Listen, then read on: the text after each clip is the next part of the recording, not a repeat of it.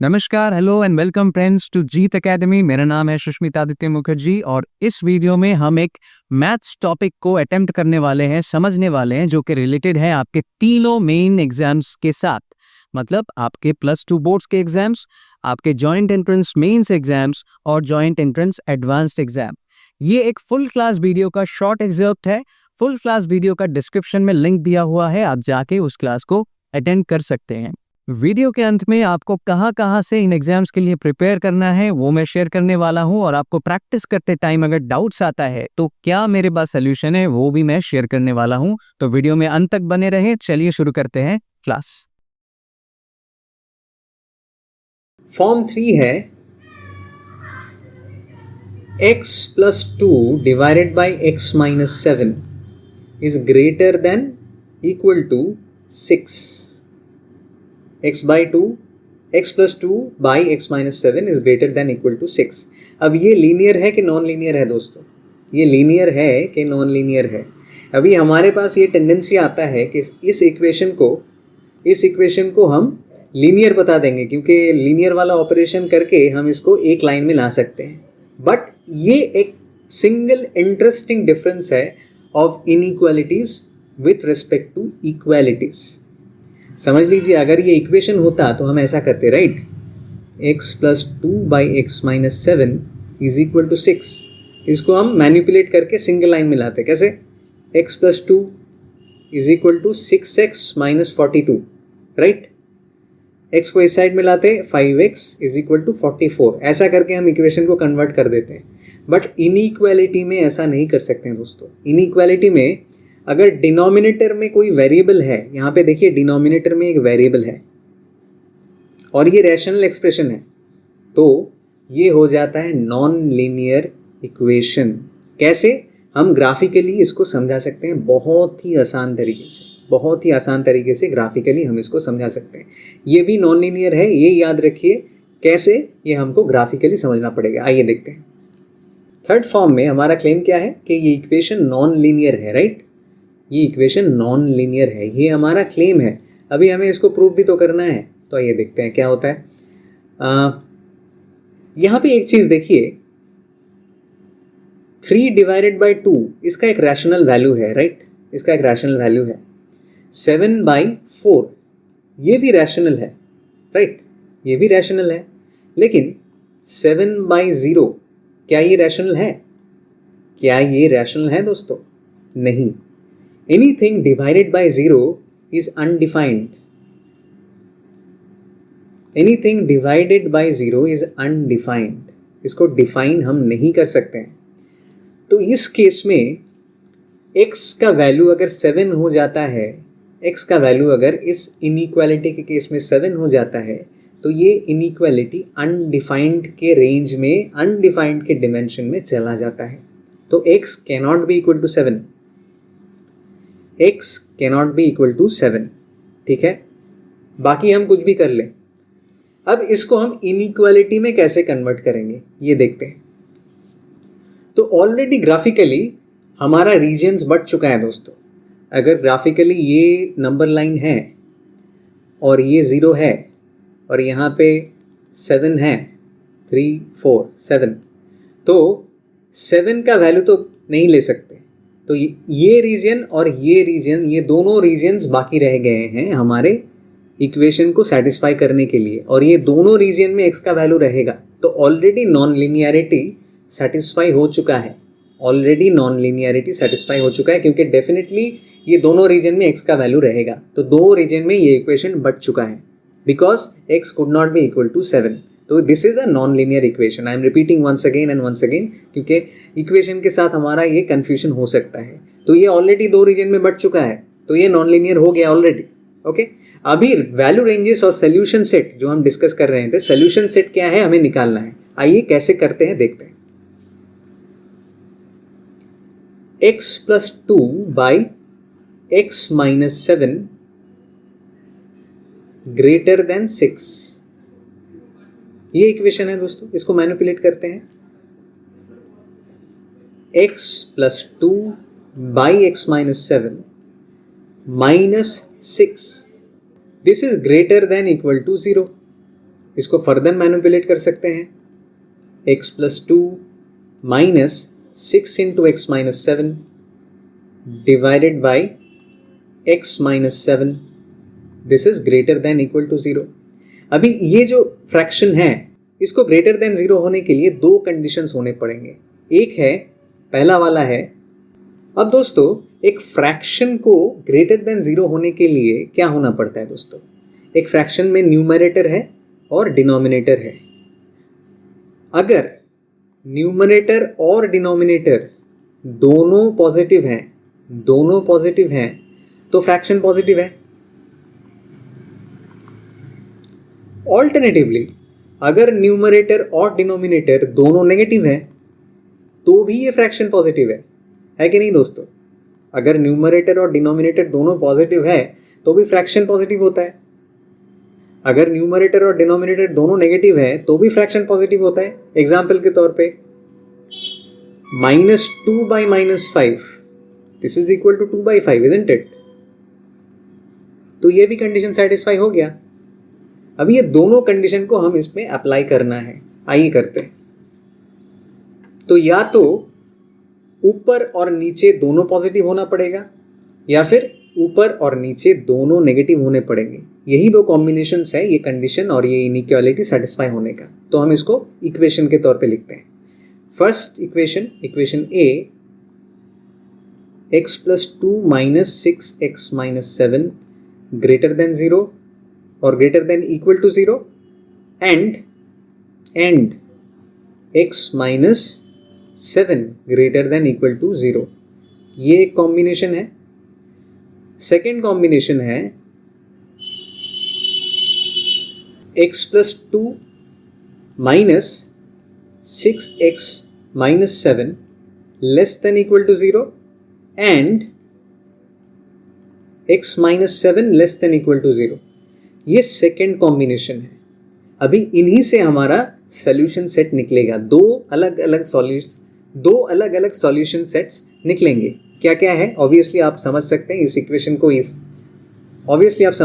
Inequality को solve करेंगे तो ही हमारा आंसर निकल जाएगा। हमारा मेन काम हो चुका है, अभी सिर्फ इसको सॉल्व करना है। तो इसको सॉल्व करते हैं। आइए, x plus 2 minus 6x plus 42 greater than equal to 0, which means minus 5x greater than equal to 44 और x less than equal to 44 by 5। ये हो गया पहला वाला इक्वेशन। अब दूसरा वाला x greater than 7, x greater than equal to 7, ये है हमारा पहला कंडीशन। ठीक है, अब सेकंड कंडीशन क्या है? सेकंड कंडीशन है x plus 2 minus 6x plus 42 less than equal to 0। इसको मैनिपुलेट करेंगे तो 5x greater than equal to 44 और x greater than equal to 44 by 5। और दूसरा वाला equation x less than equal to 7, ये हमारा सेकेंड सोल्यूशन सेट। ठीक है, अब ये जो दो कॉम्बिनेशन हम लोगों को मिल गए हैं, यहाँ से हमको कंप्लीट सोल्यूशन सेट मिल जाता है दोस्तों। इसको हम बढ़िया तरीके से समझेंगे। पहले हम नंबर लाइन ड्रॉ कर लेते हैं। ये हो गया हमारा नंबर लाइन, बीच में हम 0 डाल देते हैं।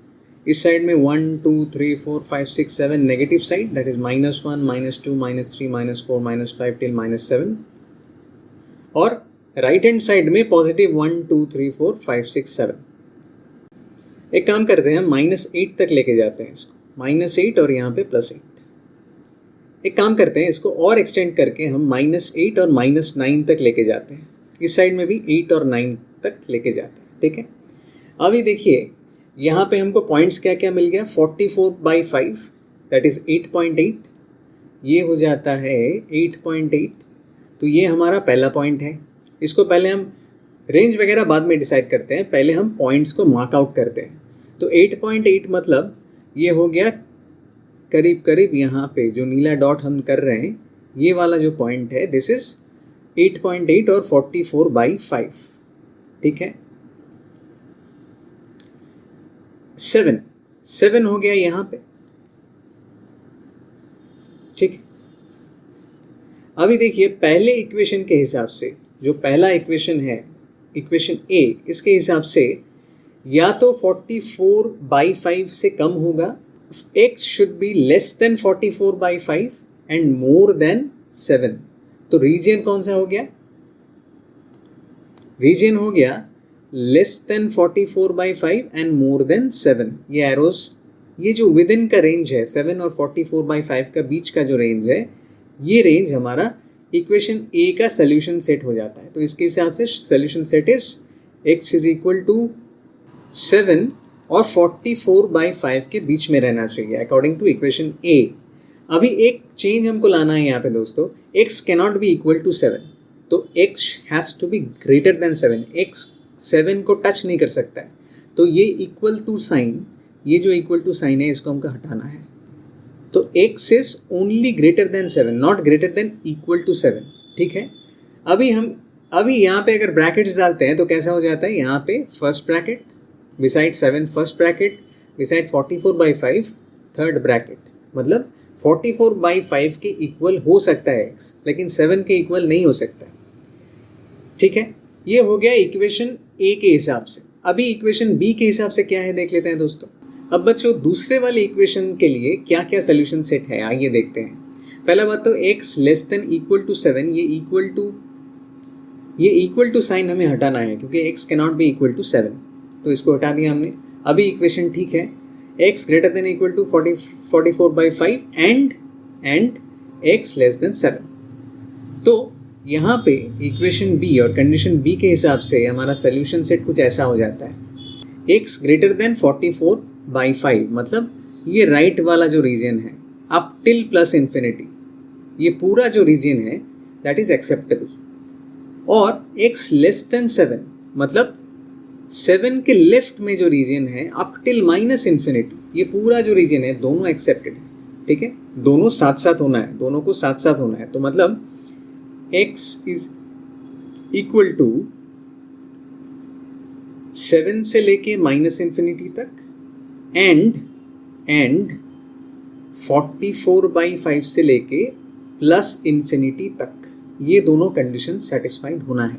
अभी ब्रैकेट्स को कैसे डालेंगे दोस्तों, 7 का इक्वल x हो नहीं सकता है इसलिए यहाँ पे फर्स्ट ब्रैकेट, इन्फिनिटी को टच नहीं किया जा सकता है इसलिए यहाँ पे भी फर्स्ट ब्रैकेट।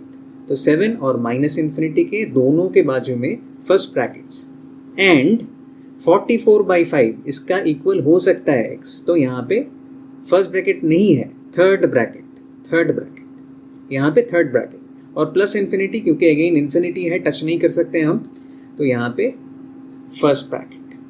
अभी ये जो एंड साइन है इसको सेट थियोरी में हम ऐसे लिखते हैं इंटरसेक्शन के हिसाब से, मतलब दोनों को साथ साथ होना है इंटरसेक्शन। तो यहाँ पे एंड को हम रिप्लेस करते हैं इस साइन से, ठीक है। अभी देखिए ए या बी दोनों में से एक कंडीशन सेटिस्फाई हो सकता है, मतलब इन दोनों के बीच में लिंकेज क्या है, और का लिंकेज है, और का साइन सेट थियोरी के हिसाब से इज यूनियन साइन, यू, ये वाला साइन है। तो इस पूरे इक्वेशन को हम सोल्यूशन सेट को हम एक सिंगल लाइन पे लिख सकते हैं, जहां पे हम ऐसे रिप्रेजेंट करेंगे, x इज इक्वल टू, पूरा जो सोल्यूशन सेट है वो ये है कि 7 और 44/5 के बीच में रहना है, या फिर 7 से लेके माइनस इन्फिनिटी एंड 44/5 से लेके प्लस इन्फिनिटी तक रहना है। ये दोनों कंडीशन में से पहला कंडीशन दूसरा कंडीशन, इन दोनों में से एक को सेटिस्फाई होना पड़ेगा, ठीक है। तो दोस्तों ये हो गया हमारा थर्ड फॉर्म, जहाँ पे हम फ्रैक्शन को डील करते हैं। फ्रैक्शन कैसा फ्रैक्शन, जहाँ पे डिनोमिनेटर पे वेरिएबल है, जहाँ पे डिनोमिनेटर पे वेरिएबल आ गया वहाँ पे वो नॉन लीनियर हो जाता है। हमको इसको ऐसे ही सॉल्व करना है, हम इसको इक्वेशन की तरह डील नहीं कर सकते हैं, ठीक है। अभी आ जाते हैं हम लास्ट वाला जो इम्पोर्टेंट फॉर्म है, जो कि मॉड्यूलस फॉर्म है, उस पे। फोर्थ फॉर्म है मॉड्यूलस फॉर्म मतलब हम इसको ऐसे लिखते हैं, for example x - 2 mod less than equal to 4। अब ये मॉड का मतलब क्या है? इस वीडियो को अंत तक देखने के लिए बहुत बहुत शुक्रिया। फुल क्लासेस का लिंक डिस्क्रिप्शन में दिया हुआ है, आप जाके जरूर उनको देखिए। अभी सवाल आता है कि आपको प्रैक्टिस कहाँ से करना है। Board exams, joint entrance mains exams, joint entrance advanced exams, ये तीनों एग्जाम्स के लिए कौन कौन से किताब के सेट्स आपको प्रैक्टिस करना है वो मैं अभी बताने वाला हूं, तो गौर से सुनिएगा। फॉर योर बोर्ड एग्जाम्स, आपके बोर्ड एग्जाम्स के लिए आपको 3 चीजें करनी है। आपको एनसीईआरटी का पूरा किताब खत्म करना है एंड टू एंड। उसके बाद आपको क्वेश्चन बैंक्स में जाना है और आपको प्रीवियस ईयर्स के जो क्वेश्चंस हैं उनको सॉल्व करना है एंड टू एंड। और आपको सैंपल पेपर्स भी क्वेश्चन बैंक्स में मिल जाएंगे, तो उनको भी आपको सॉल्व करना है। और इस केस में बहुत ही इंपॉर्टेंट हो जाता है कि आप सारे सम्स को अटेम्प्ट करें। जैसे कि मैंने पहले भी बोला है, कुछ सम्स आएंगे जो कि बहुत ईजी होंगे, उनको आपको सॉल्व करना है। कुछ सम्स आएंगे जो कि मॉडरेटली डिफिकल्ट होंगे, उनको भी आपको सॉल्व करना है। और कुछ सम्स ऐसे होंगे जो कि आपको बहुत डिफिकल्ट लग सकता है, तो आपको वो भी एंड टू एंड कंप्लीट करना है। ठीक है, अब आ जाते हैं जॉइंट एंट्रेंस मेंस के लिए। जॉइंट एंट्रेंस मेंस के लिए एनसीईआरटी का सिग्निफिकेंस है अराउंड 10%। 5 से लेके 10% तक का सम्स आपका एनसीईआरटी से आता है मेंस के एग्जाम में। तो एनसीईआरटी आपका ऑलरेडी बोर्ड्स के लिए कवर हो रहा है, तो उसको अलग से नहीं बताएंगे। अभी आएंगे कि मेंस में आपको ज्यादातर कौन कौन से किताबों पे फोकस करनी है। तो पहला किताब है आर.टी. Sharma objective mathematics. ये आपको एंड टू एंड हर एक चैप्टर में जो भी कंसेप्ट्स हैं ये आपको कंप्लीट करना है। उसके बाद आता है आपके प्रीवियस ईयर्स के क्वेश्चन सेट्स। फॉर एग्जाम्पल आर्यन का एक वर्जन आता है जहां पे आपको 40+ ईयर्स के क्वेश्चन पेपर्स दिए जाते हैं जॉइंट एंट्रेंस मेंस के, तो आप वो किताब से पूरा एंड टू एंड प्रैक्टिस कर सकते हैं। इसके अलावा और एक किताब आप प्रैक्टिस कर सकते हो जिसका नाम है problems plus by Asit Dasgupta. इस किताब में भी बहुत अच्छे प्रॉब्लम सेट्स दिए हुए हैं और कॉन्सेप्ट्स को भी हाईलाइट किया गया है, तो इससे भी आप अच्छे से जॉइंट एंट्रेंस मेंस के लिए प्रैक्टिस कर सकते हैं। इस केस में भी आपको ध्यान में रखना है, आपको easy problems, medium problems, very hard problems, सारे रेंज के प्रॉब्लम्स आपको सॉल्व करने हैं, एंड टू एंड आपको सॉल्व करना है। जब तक आप ये पूरा कंप्लीट नहीं कर लेते हो आपको अगले किताबों में नहीं जाना है। अभी आ जाते हैं एडवांस के लिए। तो एडवांस के लिए दोस्तों आपको कुछ और किताब्स आपको प्रैक्टिस करने हैं। सिर्फ एनसीईआरटी करने से या फिर सिर्फ आर.डी. शर्मा या फिर सिर्फ प्रीवियस ईयर करने से आपका होगा नहीं, आपको कुछ और भी प्रैक्टिस करने पड़ेंगे। तो वो किताब क्या क्या है, मैं जॉइंट एंट्रेंस एडवांस को शुरू से बताता हूँ आपको क्या क्या करना है। एनसीईआरटी से आपका आएगा मैक्सिमम 2 to 5% क्वेश्चंस, मैक्सिमम 2 से लेके 5% आपका एनसीईआरटी से कवर होगा, तो इसका सिग्निफिकेंस एडवांस में ज्यादा नहीं है। आप ऑलरेडी बोर्ड्स के लिए प्रिपेयर कर रहे हो तो वो करो, लेकिन आपको मेनली प्रिपेयर करना है सिंगेज करके एक बुक है, सिंगेज। वहां पे सारे वॉल्यूम्स जो भी है, वहां पे सारे कंसेप्ट्स, जो भी प्रैक्टिस प्रॉब्लम्स हैं, जो भी इलस्ट्रेटेड एग्जांपल्स हैं, जो भी गिवन एक्सरसाइज है, सारे आपको अटेम्प्ट करने हैं एंड टू एंड एडवांस्ड के लिए। ये एडवांस्ड के लिए है। और आप अगर कंसेप्ट्स के लिए बोलो तो Cengage is one of the best options. आप अगर कंसेप्ट्स क्लियर करना चाहते हो तो सेंगेज का concept clearance is one of the best जो मैंने देखा है।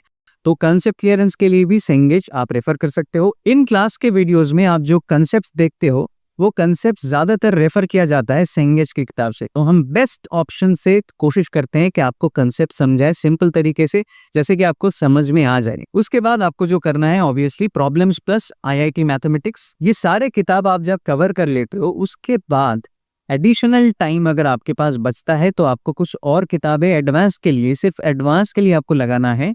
वो है एस.एल. लूनी का trigonometry and coordinate geometry, Hall and Knights का हायर अलजेब्रा, I.A. मैरोन्स का problems in calculus of one variable, और प्ले विद ग्राफ्स करके एक बुक है अमित अग्रवाल का, वो भी आप रेफर कर सकते हैं। अगर आपको सेंगेज नहीं करना है तो 2 और ऑप्शंस मैं आपको दे देता हूं, अमित अग्रवाल का जॉइंट एंट्रेंस एडवांस का फुल सेट, और इसके अलावा और एक ऑप्शन भी है GKP पब्लिकेशंस का full set for joint entrance mains and advanced. इसका ऑथर है संजय मिश्रा। अब ये क्रिटिकल सवाल जो आ जाता है कि मैं अगर सेंगेज कर लेता हूं तो क्या बाकी ये जो 7 वॉल्यूम्स के GKP के है या फिर अमित अग्रवाल के है वो भी मुझे करना है? नहीं, आपको या तो सेंगेज करना है या फिर अमित अग्रवाल करना है या फिर GKP पब्लिकेशंस यानी संजय मिश्रा का फुल वॉल्यूम आपको करना है। तीनों एक साथ आपको एडवांस के लिए नहीं करना है। इस क्लास से आप रेफरेंस ले सकते हो, यहाँ पे सारे कंसेप्ट्स को कवर किया गया है। उसके बाद जो किताब मैंने बताया है specifically for board exam, specifically for mains exams and specifically for advanced exam, उनको सेट करके अलग अलग से सेट बना के आप उनको प्रैक्टिस कर सकते हो।